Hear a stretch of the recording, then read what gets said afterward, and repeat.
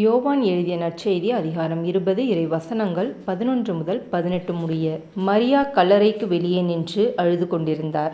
அழுது கொண்டே கல்லறைக்குள் குனிந்து பார்த்தார். அங்கே வெண்ணாடை அணிந்த 2 வானதூதரை அவர் கண்டார். இயேசுவின் உடலை வைத்திருந்த இடத்தில் ஒருவர் தலைமாட்டிலும் மற்றவர் கால் மாட்டிலுமாக அவர்கள் அமர்ந்திருந்தார்கள். அவர்கள் மரியாவிடம், அம்மா, ஏன் அழுகிறீர் என்று கேட்டார்கள். அவர் அவர்களிடம், என் ஆண்டவரை எடுத்துக்கொண்டு போய்விட்டனர். அவரை எங்கே வைத்தனரோ எனக்கு தெரியவில்லை என்றார். இப்படி சொல்லிவிட்டு அவர் திரும்பி பார்த்தபோது இயேசு நிற்பதைக் கண்டார். ஆனால் அங்கு நிற்பவர் இயேசு என்று அவர் அறிந்து கொள்ளவில்லை. இயேசு அவரிடம், ஏனம்மா அழுகிறாய்? யாரை தேடுகிறாய் என்று கேட்டார். மரியா அவரை தோட்டக்காரர் என்று நினைத்து அவரிடம், ஐயா, நீர் அவரை தூக்கி கொண்டு போயிருந்தால் எங்கே வைத்தீர் என சொல்லும், நான் அவரை எடுத்து செல்வேன் என்றார். இயேசு அவரிடம், மரியா என்றார்.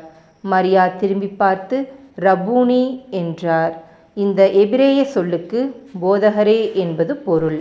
இயேசு அவரிடம், என்னை இப்படி பற்றி கொள்ளாதே, நான் என் தந்தையிடம் இன்னும் செல்லவில்லை.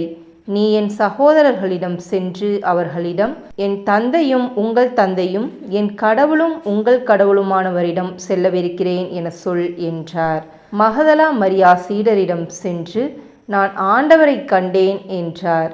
தம்மிடம் இயேசு கூறியவற்றையும் அவர்களிடம் சொன்னார். இது கிறிஸ்துவின் நற்செய்தி. கிறிஸ்துவே உமக்கு புகழ்.